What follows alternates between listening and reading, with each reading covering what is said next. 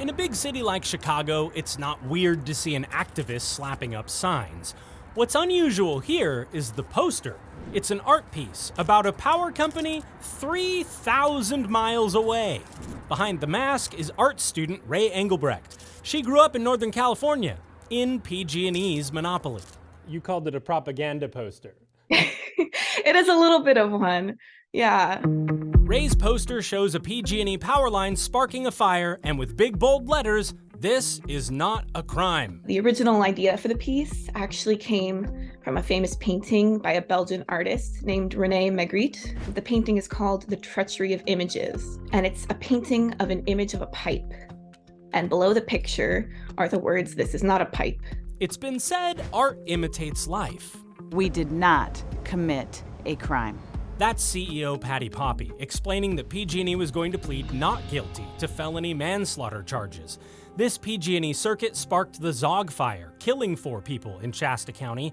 Prosecutors say PG&E contractors marked this damaged tree as a hazard back in 2018, but PG&E never removed it. 2 years later, in 2020, it fell on the power line. It's a little heartbreaking because we keep letting it happen over and over again. The next year, something similar happened to a place Ray loves. I'm still a little bit bitter about it, because it was such a beautiful place, and it still is such a beautiful place, and I'm so lucky that everyone I know got out safely. The Dixie Fire burned down the town of Greenville in 2021, along with the nearby Copper Creek Camp. Ray's parents worked at that camp when they were kids. And I went for 9 years. And I intended to keep going back, but because of the Dixie Fire, it's not exactly a camp anymore. Like activists of old, Ray designed her poster for mass production.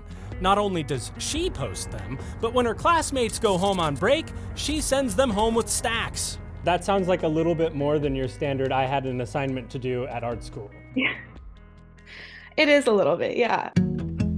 Ray's run a couple versions of the poster already. Recently, she added this code, which has linked hundreds of people to our investigative reporting on how the state government helped PG&E to avoid accountability after the Camp Fire. Thank you for everything that you've done. I'm very grateful that there's still people who are out there and still bringing awareness to this. Every version of the poster is sealed with a kiss. X's and O's from PG&E. I wanted it to be, I guess, snarky. I wanted to give the same attitude that PG&E has been giving to everybody that they've affected. They don't take accountability for their actions, and people get hurt because of it, and people have died because of it, and people continue to suffer from it. I would hope it was this obvious to everyone, but since it's not, I'm just going to do my part to make it that obvious.